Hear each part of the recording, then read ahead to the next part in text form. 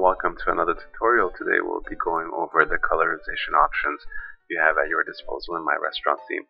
So as you probably know, you can change the colors of basically everything on your website, and it's really important because you want to achieve your own unique look, your own image. You probably have a logo which defines the colors that you'll be using throughout your website, and you'll be able to implement those very easily. So let's just go over what kind of color options you have at your disposal. First things first, you'll notice that this is the country theme that I'm using. There's a separate tutorial about this, but you'll know that you have four base themes you can choose from: the Asian, the classic, the country, and modern. And whichever you choose will basically define how the menu looks. I mean, what kind of graphic the menu has, and what kind of sidebar has. You can change those as well. I'll get to that in this tutorial as well. So I'm going to stick with the country theme for now, and let's just first of all go to background settings. Now, as you can see, within background settings there are a number of sub options. First of all, you have the header background. The header is this part of the website right here. It always has this whitish gradient above any kind of pattern that you define, and you can define several patterns basically right here. And I'm not sure if you can see it, but the preview window shows what type of pattern you chose. So this is a little zigzaggy one. If I press save changes, go back to the website, press refresh, you'll see that the header background pattern has changed. You can, of course, choose not to have a pattern, or you can upload your custom image and define its position and how it will tile. Position and repeat are used whenever you can upload a custom image to the website, and the properties of position are either left, center, or right. And that just basically means that it'll align your custom image to the left, to the center, or to the right. And repeat has a couple of properties as well. First one is no repeat. Tile means that the image will be shown all throughout the available area in a tiled manner. Tile horizontally means that the image will be tiled horizontally, so to the left and right. And tile vertically means that the image will be tiled up and down, so vertically. Okay, so I'm not going to upload a custom image because I'll stick with that one. And next sub-option panel we have is category graphic. Category graphics are basically the little signs you see on your menu cards, and there you can see them right here, and you can see them on your home page menu, your home page special menu right here.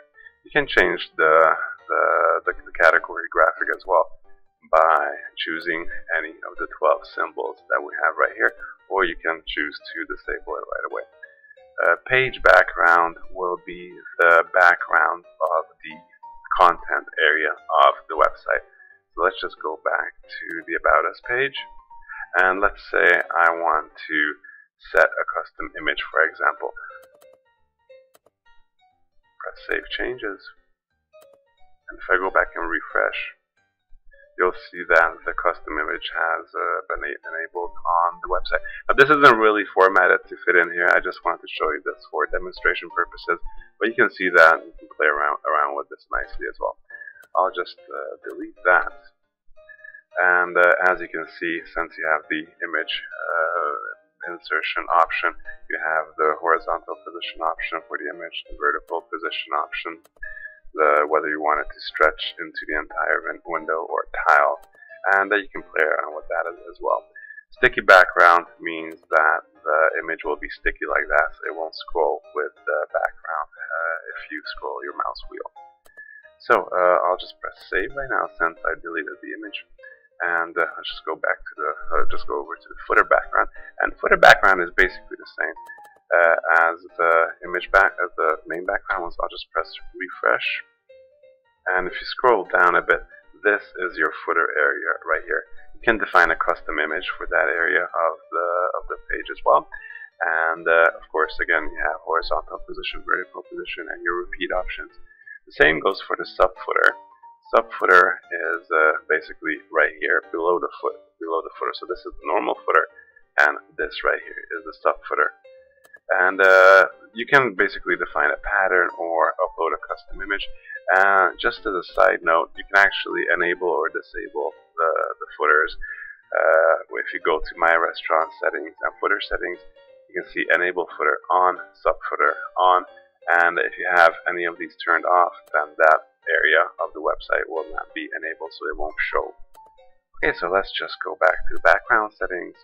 And as we go through these, we have one more option, the sidebar background.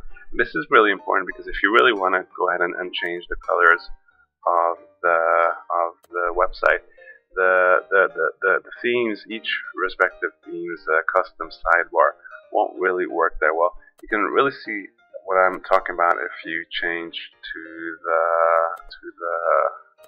Asian theme. Let's just go ahead and do that right now. Go over to website and press refresh.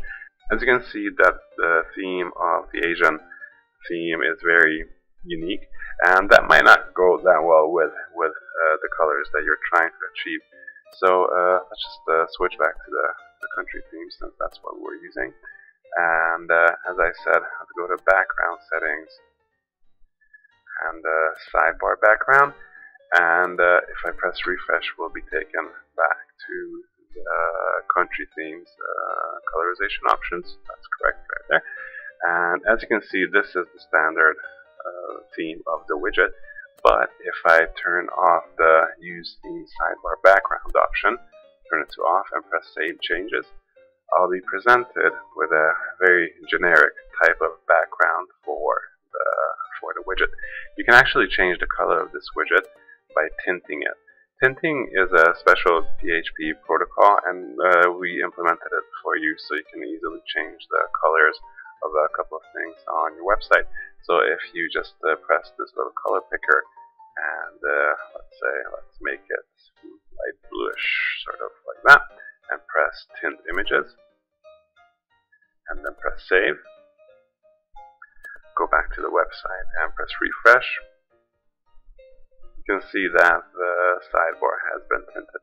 Now this doesn't really go too well with the colors that I'm using right now, so I'll just set it back. But you can see how it affects your sidebar. Also, if you don't really want to have any sidebar widget backgrounds at all, you can actually turn it off. So if you go to switch off sidebar background, turn off save changes, and go back to your website and press refresh, you'll notice that the widget backgrounds have been disabled basically, and you just have Lena separating the sidebar from the main content. This line right here, it spans the length of your widgets, and it'll stop right there. Let's say you had much more content going down here. This line will only last until the end of the last widget, and then nothing will show over there. So that's a nice little element. Okay, so let's just go back to the background settings, and you'll have noticed that you didn't have any colorization options right here. This area, this background settings area, it's basically for adding images to whichever part of the website you like. With the exception of sidebar background, we put that here as well because that's basically the sidebar background. But let's say you wanted to change the colors of the header, for example. You wouldn't do that here because this only controls the pattern. You would do that in the color settings. Now, as you can see, you have several sub options for color settings as well. First of all, you have the header background color, and this actually changes the header background color right here. So let's just change it to dark green, for example. Press refresh, and you'll see the color has changed, and the pattern that we defined in the first step has remained. Okay, so let's just go back and change the header color back, and let's go over to page background color, and that will actually change the color of this entire area of the website.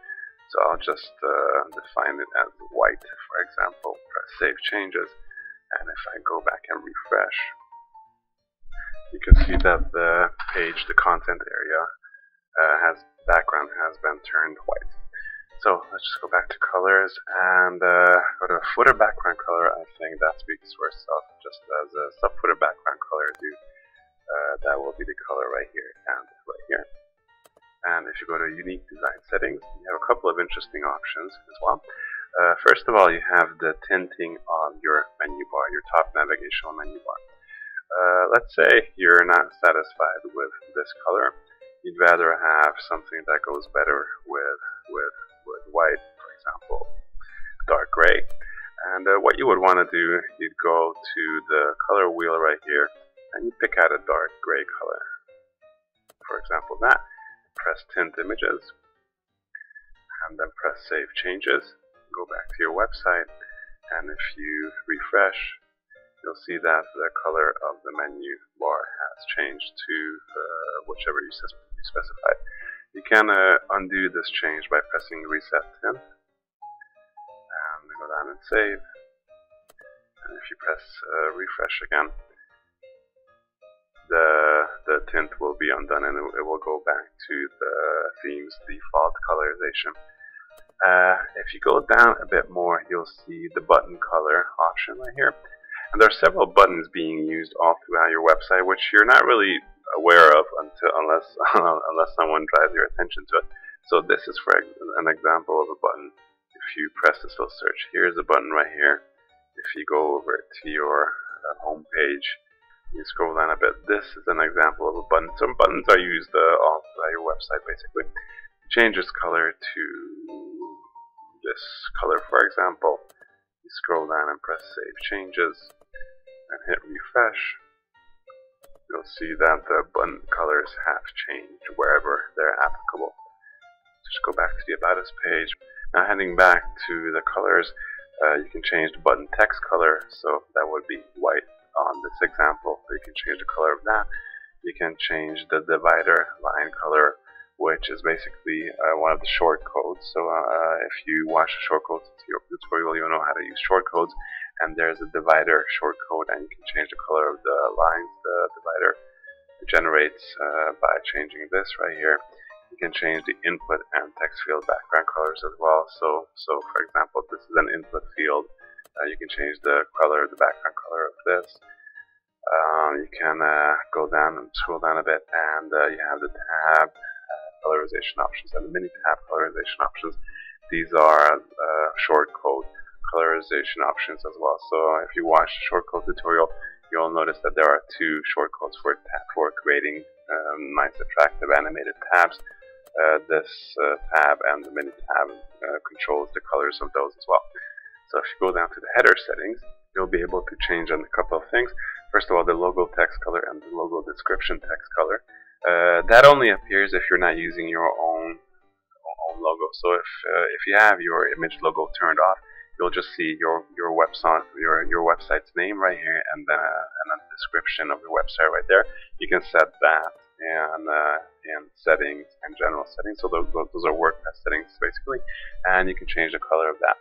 You can also change the color options of the menu text, of the navigational menu text, and that basically means you can change what color the text is when you hover over it or when the respective button is active. You can also change the breadcrumb border color, and that's a very small change, but it's very noticeable if you don't change it. So for example, if you have a totally black background content area, then you don't want this little border right here and this right here to be white, for example, so you can change the color of that as well.